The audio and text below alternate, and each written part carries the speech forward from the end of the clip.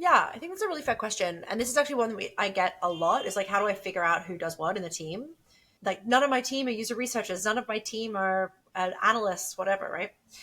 So I think there's like lots of different ways you can do this, just like you would kind of figure out any kind of skill spikes within your team. The way that I really like and I suggest is to do like kind of a spider diagram of each of your team and like kind of a few key areas that are really crucial for every squad. Like I think every squad pretty much needs to have someone that fills the role of operations, like data and analysis, user research, communications, and project leadership.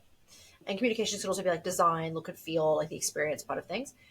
And actually, sometimes they may change. Maybe there's a different project that you need like analysis and subject matter expertise on, and like you can look at those things, like add subject matter expertise into that. And you've got 6 on your spider diagram, whatever it may be.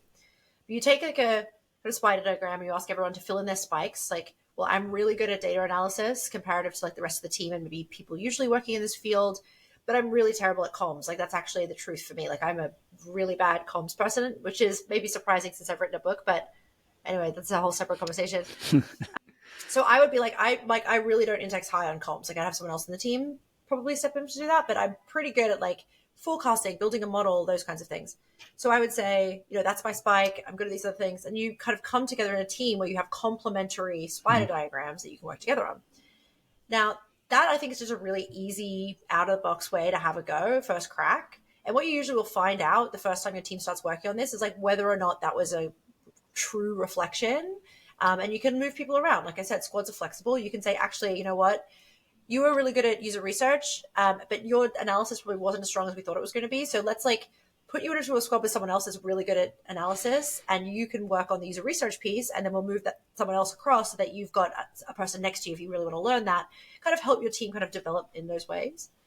But also, you could just do something where you say like, I'm just going to make a decision and give you all a role and see how we go and teach you what you need to teach. Or you can ask the team to elect themselves, or you could bring in someone from your business that does user research, for example, and say, I need you to help our team 20%. I don't have anyone on my team that can do this, and everyone's going to be working on project management and something else. Like there's multiple ways you can solve that problem.